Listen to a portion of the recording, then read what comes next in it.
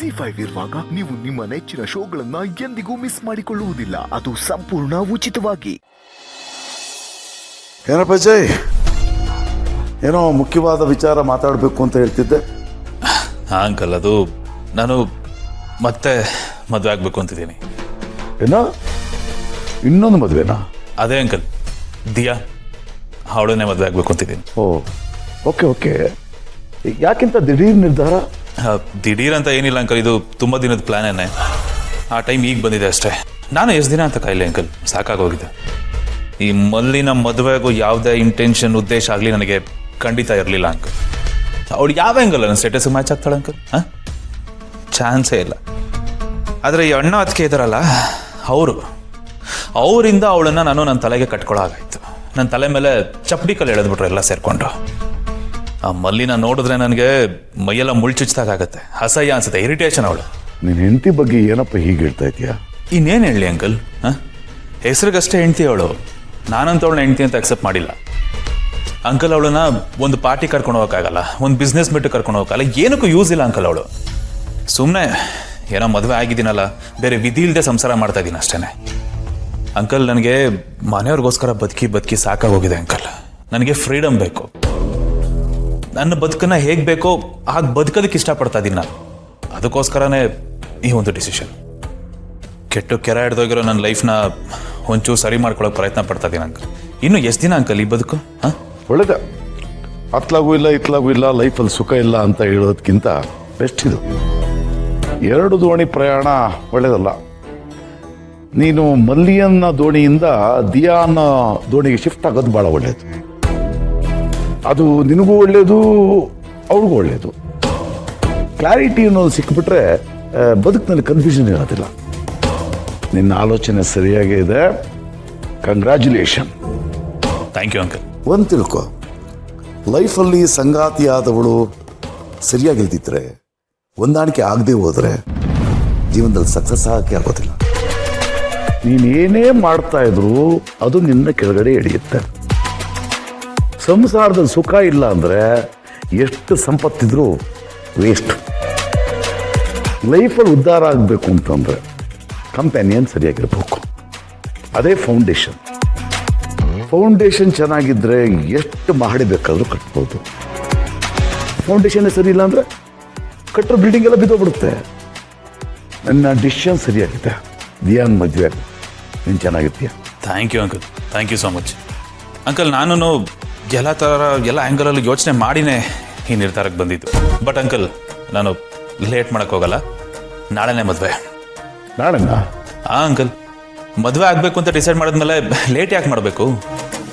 Already ಇಷ್ಟು ದಿನ ಕಾದಿದ್ದೀನಲ್ಲ, ಅದಕ್ಕೆ ನಾಳೆನೇ ಮದುವೆ. ಅಂಕಲ್, ಒಂದು ರಿಕ್ವೆಸ್ಟು, ನೀವೇ ನನ್ನ ತಂದೆ ಸ್ಥಾನದಲ್ಲಿ ನಿಂತು ಈ ಮದುವೆನ ನಡೆಸ್ಕೊಡ್ಬೇಕು, ನಮಗೆ ಆಶೀರ್ವಾದ ಮಾಡಬೇಕು. ಯಾಕಂದರೆ ನನಗೆ ಸಪೋರ್ಟ್ಗೆ ಬೇರೆ ಯಾರೂ ಇಲ್ಲ ಅಂಕಲ್. ಆಯ್ತಪ್ಪ, ಖಂಡಿತ ನಾನು ಬರ್ತೀನಿ. ನನ್ನ ಸಪೋರ್ಟು ಆಶೀರ್ವಾದ ನಿನಗೆ ಯಾವತ್ತೂ ಇರುತ್ತೆ.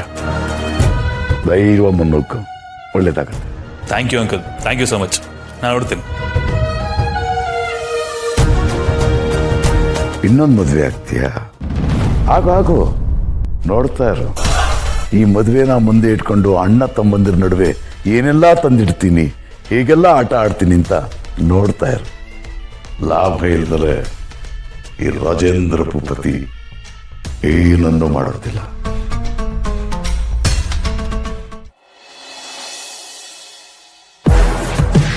ಆಮೇಲೆ ಇನ್ನೇನಪ್ಪ, ನನ್ನ ಆಬ್ಸೆನ್ಸಲ್ಲಿ ಆಫೀಸಲ್ಲಿ ಹೇಗೆ ನಡೀತಾ ಇದೆ? ಏನೋ ಸಮಸ್ಯೆ ಇಲ್ಲ ತಾನೇ? Nothing to worry.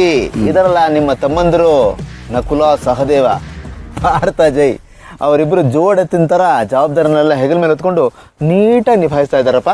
ಅಷ್ಟಾದ್ರೆ ಸಾಕಪ್ಪ, ಕೇಳಿ ಖುಷಿ ಆಯಿತು. ಅದರಲ್ಲೂ ಜಯದೇವಿಗೆ ಇಷ್ಟೊಂದು ಜವಾಬ್ದಾರಿ ಬಂದಿರೋ ವಿಷಯ ಕೇಳಿ ಖುಷಿಗಿನ್ನ ಏನೋ ಒಂಥರ ನೆಮ್ಮದಿ.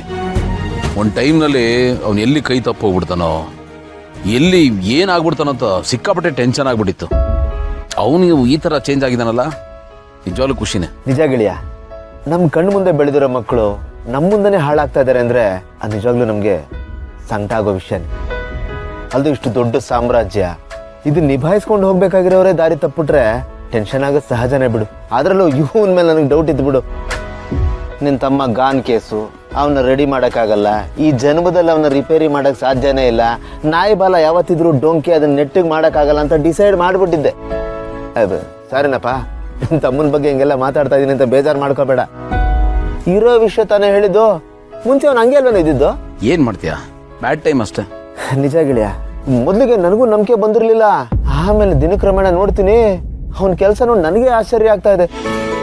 10 ಜನ ಮಾಡೋ ಕೆಲಸನ ಒಬ್ಬನೇ ಮಾಡ್ತಾನಪ್ಪ. ಅದರಲ್ಲೂ ಮಲ್ಟಿ ಟಾಸ್ಕಿಂಗ್ ಅಲ್ಲಿ ಮಾಸ್ಟರ್ ಮೈಂಡ್ ಅವನು. ಕೆಲಸಕ್ಕೆ ಅಂತ ನಿಂತ್ರೆ ರಾಕ್ಷಸನ್ ತರ ಕೆಲಸ ಮಾಡ್ತಾನೆ.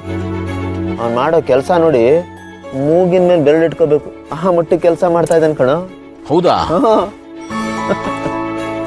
ನೀನ್ ಜಯದೇವ್ ಬಗ್ಗೆ ಇಷ್ಟೊಂದು ಹೊಗಳ್ತಾ ಇದ್ರೆ ನಿಜವಾಗ್ಲೂ ಒಂಥರ ಹೆಮ್ಮೆ ಅನ್ಸುತ್ತೆ ಕಣ. ಎಲ್ಲಿ ಅವನು ನಮ್ಮ ಮನೆ ಹೆಸರಿಗೆ ಮಸಿ ಬೆಳೆದು ಬಿಡ್ತಾನೋ, ನಮ್ಮ ಮನೆತನಕ್ಕೆ ಕೆಟ್ಟ ಹೆಸರು ತಂದ್ಬಿಡ್ತಾನೋ ಅಂತ ಭಯ ಆಗಿತ್ತು ಕಣ. ಅವನ ಭವಿಷ್ಯದ ಬಗ್ಗೆನೇ ಯೋಚನೆ ಆಗಿತ್ತು. ಅವನು ಇಷ್ಟೊಂದು ಸೀರಿಯಸ್ ಆಗಿ ಪ್ರೊಫೆಷನಲ್ ಆಗಿ ನಮ್ಮ ಮನೆ ಹೆಸರನ್ನ ಉಳಿಸೋ ಕೆಲಸ ಮಾಡ್ತಾ ಇದ್ದಾನೆ ಅಂದ್ರೆ ಅದಕ್ಕಿಂತ ಇನ್ನೇನೋ ಬೇಕು. ಹೌದು ಕಣೋ, ಭವಿಷ್ಯದ ತಾರೆ, ಆಶಾ ಕಿರಣ ಅಂತಾರಲ್ಲ, ಆ ಥರ ಬದಲಾಗ್ಬಿಟ್ಟಿದ್ದಾನೆ. ಒಂದೊಂದ್ಸರ್ತಿ ನಾವೇ ಜಿಗಟ್ ನೋಡ್ಕೋಬೇಕು, ಇದು ನಿಜಾನ ಸುಳ್ಳ ಅಂತ. ಆ ಮಟ್ಟಿಗೆ ಬದಲಾಗ್ಬಿಟ್ಟಿದ್ದಾರೆ. ನಾವು ಬಯಸಿದ್ದು ಅದೇ ಅಲ್ವೇನೋ ಹೀಗಾಗ್ಲಿ ಅಂತ. ಅವ್ನು ಬದಲಾಗಿದ್ದಾನೆ ಅಂದ್ರೆ ಅದೇ ಸಮಾಧಾನ. ಗೆಳೆಯ, ಈಗ ಅವನಿಗೆ ಪ್ರಮೋಷನ್ ಕೊಟ್ಟು ಒಂದು ಪೊಸಿಷನ್ ಕೊಡ್ಬೋದು ಅಂತ ಅನಿಸ್ತಾ ಇದೆ ಕಣ. ಈ ಸರ್ವಿಸಿಂಗ್ ಮಾಡಿಸ್ಕೊಂಡ್ ಬಂದಿರೋ ಗಾಡಿ ತರ ಫುಲ್ಲು ರೆಡಿ ಆಗ್ಬಿಟ್ಟಿದ್ದಾನೆ. ಅವನ್ನ ನಂಬೋದು, ನಂಬಿ ಜವಾಬ್ದಾರಿ ಕೊಡ್ಬೋದು. ನಾನು ಹಾಗೆ ಅನ್ಕೋತಾ ಇದ್ದೆ. ಆಗ್ಲಿ, ರೈಟ್ ಟೈಮ್ಗೆ ಅವನ್ನ ಪ್ರಮೋಟ್ ಮಾಡ್ತೀನಿ. Very good. ಅವನ್ನ ಪ್ರಮೋಟ್ ಮಾಡಿ ನೀನು ರಿಟೈರ್ಮೆಂಟ್ ತಗೊಂಬಿಡ. ಹೆಂಗಿದ್ರು ಮಗು ಆಗುತ್ತೆ.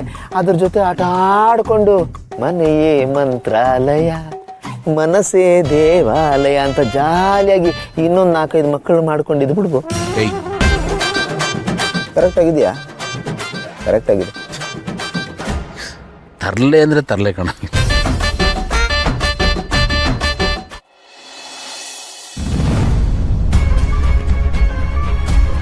ಕ್ಷಮಿಸಿ.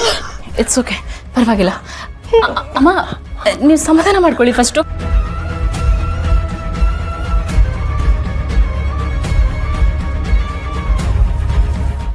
ಏನಾಯ್ತಮ್ಮ? ಏನಾಯ್ತು? ಸುಧಾ ಅವ್ರೆ, ಏನಾಯ್ತು? ಗೊತ್ತಿಲ್ಲ ಅಪೇಕ್ಷಾ ಅವ್ರೆ. ಇವಾಗ ತಾನೇ ಮಾತ್ರೆ ತಿನ್ಸ್ಬಿಟ್ಟು ನೀರ್ ಖಾಲಿಯಾಗಿದೆ ಅಂತ ತರಕ್ಕೆ ಅಂತ ಹೋಗಿದ್ನಾ. ವಾಪಸ್ ಬರೋಷ್ಟ್ರಲ್ಲಿ ಅಮ್ಮ ವಿಚಿತ್ರವಾಗಿ ಆಡ್ತಿದ್ಲು. ಏನಾಯ್ತಂತಾನೆ ಗೊತ್ತಾಗಿಲ್ಲ. ಊಟ ಮಾಡಿದ್ರಾ? ಇಲ್ಲ, ಆ ಮಾತ್ರೆ ಡಾಕ್ಟರ್ ಊಟಕ್ಕೆ ಮುಂಚೆ ಕೊಡಕ್ ಹೇಳಿದ್ರು. ಇವಾಗ ಊಟ ಮಾಡಿಸ್ಬೇಕು.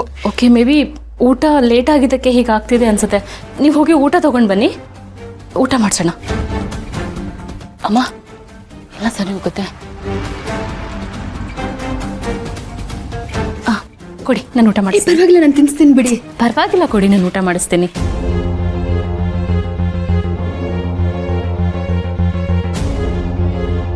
ಇವಾಗ ಊಟ ಮಾಡೋಣ. ಇಲ್ಲಿ ಆನೆ. Very good.